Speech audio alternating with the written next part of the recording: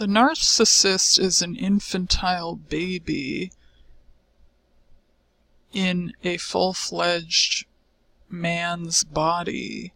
Their growth was somehow stunted, their emotional growth was stunted, and as a result of that, they feel that no one else exists and all the attention needs to go to them. It's kind of like if you have family that comes over and one of your family members has a baby and all the attention in the room goes to that baby. Oh, the baby's so cute. Oh, da, da, da, da, and all the attention in the room goes to the baby. Well, when a narcissist enters the picture, they somehow feel that all the attention needs to go to them, because they're just so special and so unique, and no one else's needs matter whatsoever. So all of the attention has to go to them, even though no one gave you this memo. I mean, you're just, unconsciously supposed to give them all of your attention and just forget anything you had to do. All the attention has to go to the narcissist, and they're just like this big man baby creature. Now, I'm not sure I could see how it's a little confusing how this thing was created. I know they said that narcissists tend to be either overvalued by their parents or undervalued. So it does make sense if they overvalued them, that, oh my God, you're so special, you're God, you're this, you're the greatest thing since sliced bread, that they would then think everyone else is supposed to bow down to them later in life. That does make sense. I can see the psychology side of it and how that would happen.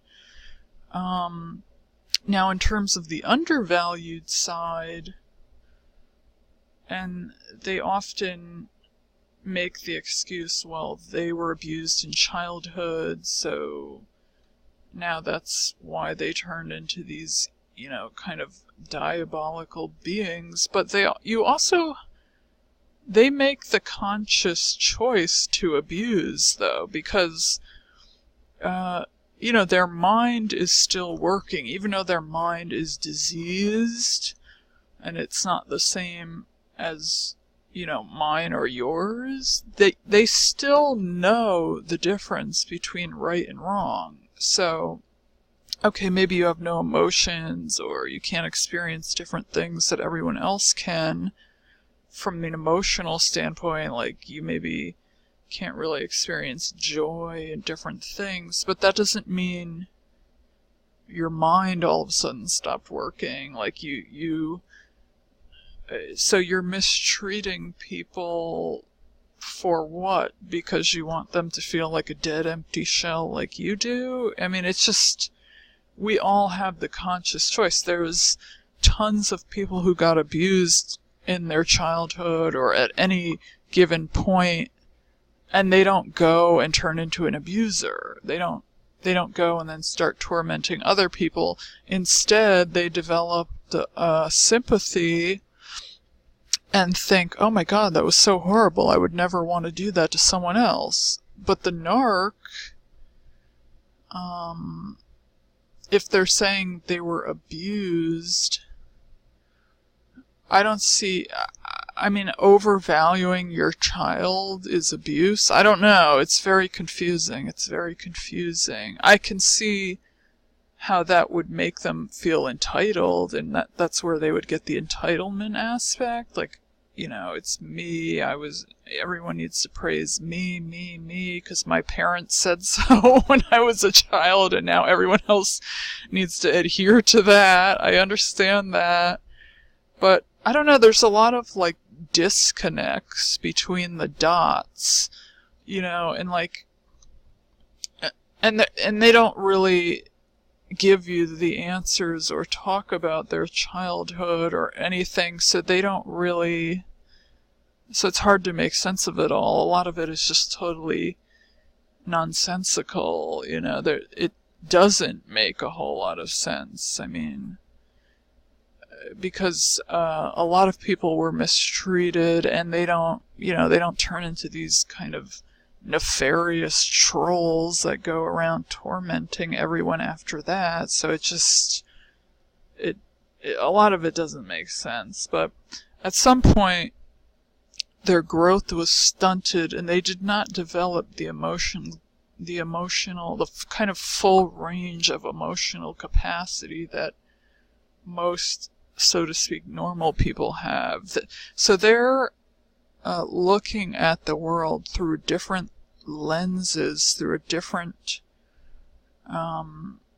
they are not experiencing the same things that people with the full range of emotions are at all. In other words, they're in a completely different reality than the rest of us. So, I mean, if you're expecting to get any sense of someone who's in their own universe, why would you even converse with a person like this? They're not in the same reality as you. So if you're trying to get any sense, I mean, I wouldn't suggest it. It's not gonna happen.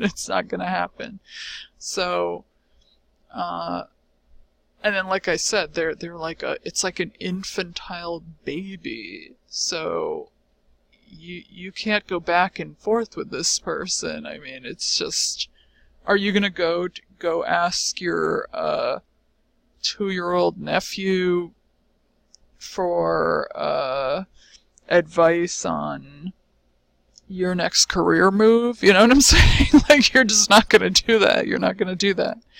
Like, the person is in diapers, the person is, you're just not gonna do it. So, you have to understand their limitations, and you have to realize this is not a person I can coexist with, I can converse with, I can do anything with, and you have to just find someone that's on your level and, take it from there, unless you want to continue to deal with an infantile baby that is not fully developed and is never going to develop. Then I would say you have to move on. You have to go no contact. That is the only, like I said, that's the only course of action you can take when you know someone is a narcissist. When you know for sure, especially for sure, if they have full-blown narcissistic personality disorder, you just go no contact. That's the only course of action when dealing with a narcissist.